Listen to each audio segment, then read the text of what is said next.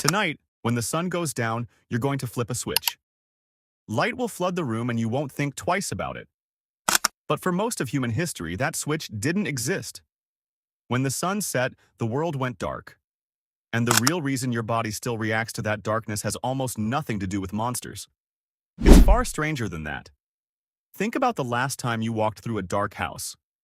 Your heart sped up a little. Your eyes strained toward every shape in the shadows. You told yourself it was silly. You flipped on a light anyway. That reaction isn't silly. It's old. Older than language. Older than fire. Your brain is running a program written by ancestors who never saw a light bulb.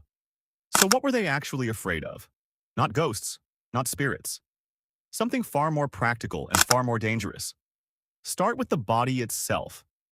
Your eyes are built for daylight. Cones, the cells that detect color and fine detail, need bright light to work well. At night, you switch to rods, cells that detect only shapes and motion in black and white. You lose detail, you lose color, you lose certainty. Your ancient ancestors lost all of that too, but they still had to survive the night. For nearly 200,000 years, early humans lived on landscapes shared with predators built specifically to hunt in darkness. Lions, hyenas, leopards.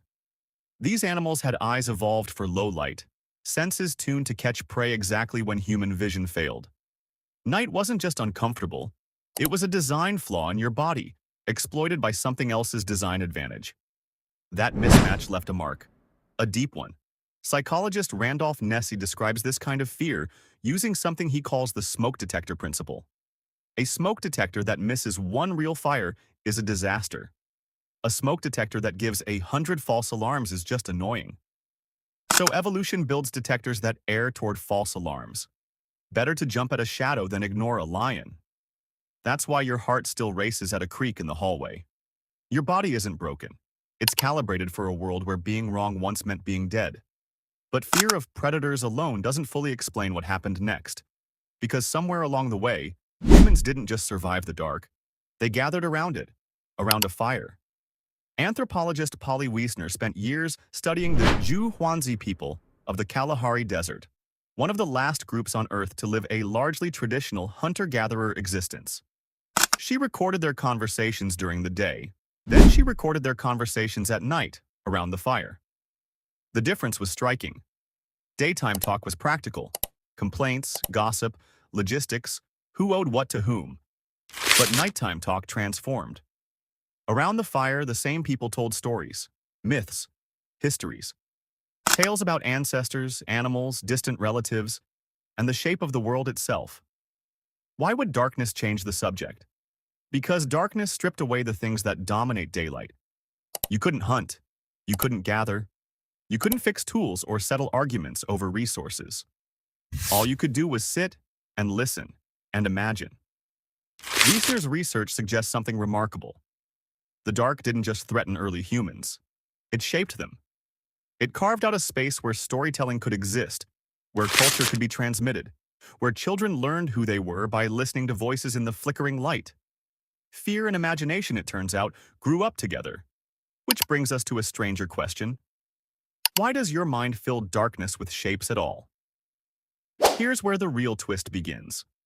Neuroscientist Arne Öhman, working out of Sweden, studied something called the fear module, a proposed system in the brain tuned to detect ancient threats faster than conscious thought can catch up.